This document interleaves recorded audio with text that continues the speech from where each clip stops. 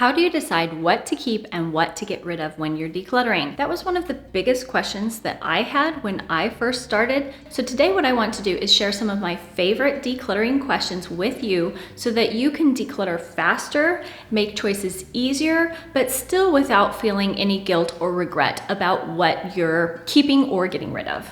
What's up, fam, and welcome back. My name is Marissa and I am a minimalist mom. And I don't want anyone to think that I'm ragging on Marie Kondo when I say this because I absolutely adore her. But for me, asking a question like, does this spark joy, was just way too simple. But I also know how overwhelming it can get if you're trying to run through a huge list of all these decluttering questions for every single item that you're trying to declutter in your home. Ketchup.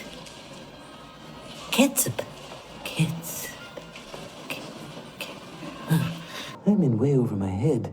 He's talking to the ketchup now. So my goal for you here today is to help you find that balance between making the choices as automatic as possible and what to do if you run into something that you just get stuck on and you can't make a decision about. And if you're right at the beginning of your decluttering or minimalism journey, don't worry, because I am here to tell you that it does get so much easier with time and with practice. So with all of the experience that comes with 6 years of minimalism and extreme decluttering an entire home down to 8 suitcases to move overseas to Europe, today I'm sharing my top 5 favorite decluttering questions. And if you want to see all 15 of the decluttering questions, as well as grab a free printable 10-page checklist that includes an infographic to walk you through all of these questions, I will make sure to link that blog post and the printable that goes along with it down in the description box below for you to check out and you to grab. Again, it's totally free. With that being said, let's dive in. Question number 1 is, does the current me love this item?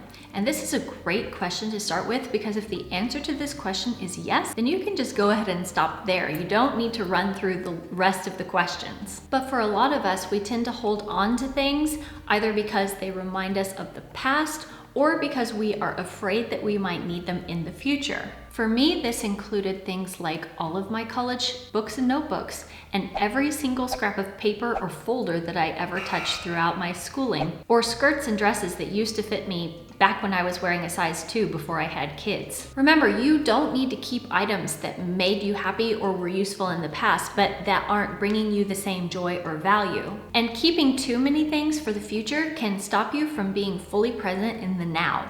And if you feel like you need a little bit more help with this topic, I suggest you go check out this video, which talks a little bit more about fantasy self items and how to begin decluttering them. Question number 2, is it easy to swap the function of this item? Back when I was working as a hospital speech language pathologist, one of my coworkers' favorite slogans was KISS, keep it simple, stupid. And apparently this slogan originated in the Navy, which I found really interesting. This philosophy can make decluttering and maintaining a clutter-free home a lot easier. Let's take your kitchen, for example. It's easy to accumulate all sorts of gadgets and gizmos that can solve individual problems. Things like garlic presses, apple slicers, or banana slicers. All of those items that I just listed previously could easily be replaced by a simple kitchen knife. So try to find ways to incorporate this less is more philosophy into your home to simplify each room and space. Actually, I think this would be a really fun exercise for us. Tell me, what is the most ridiculous single purpose item that you have ever bought or owned? Leave me a comment down below and I look forward to reading what you guys say. It's okay. I'll leave mine as well. Question number 3 is, how much is this thing costing me? A lot of us don't think about the real cost of an item, but some things cost more when we keep them. There are so many hidden costs to having a lot of clutter. Too much clutter can drain you of your peace of mind, put a strain on your relationships or marriage, and give you tons of stress and anxiety, which over time can actually have a very real impact on your physical and mental health. You might think that you're saving money when you store items just in case, but most of the time you're actually wasting more money because they're adding to your silent to-do list, and you have to keep storing, maintaining, and cleaning them just for the privilege of taking up space in your home, or even extra storage space, because a lot of people have extra storage units that are filled with excess stuff that don't fit into their own houses or are left over from other family members. So that's just one of the ways to start thinking about some of the very real hidden costs of having too much clutter in your home. Question number 4 is, am I honoring this or just afraid to let it go? And this question was a really important one for me personally. For a long time, I was hanging on to items from my lost loved ones, like my dad's Harley Davidson stuff, my mom's shoes and clothing, and little knickknacks and collectibles from my grandparents and friends.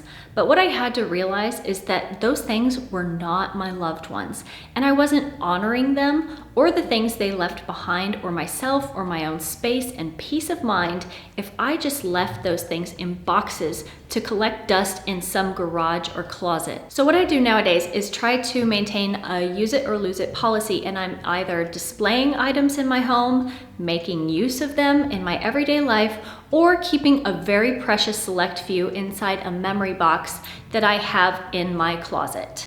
And that brings us to the last decluttering question on this list, which is, could this benefit someone else more than me? So some of you who are newer here might not know this, but my decluttering journey actually started in 2016, long before I had a YouTube channel or a blog or anything. And before I even started my blog or my YouTube channel, I had already decluttered a lot of stuff. In 2017, I was decluttering some of the baby stuff from my children, and one of the things that I sold was a special pillow and a reflux elevator for babies who have reflux, because my son did have reflux. And when I sold it, it was in 2017, and it was in the middle of the Hurricane Maria crisis, and someone from Puerto Rico ordered those pillows, and I was able to send them through post to them in Puerto Rico to help their baby. I was biting my nails the whole time because I was really worried that these important medical devices wouldn't get to this family in Puerto Rico. Even when there's crises, babies still need things. People still need things. There are a lot of people out there that probably need exactly the thing that you need to get rid of in your home.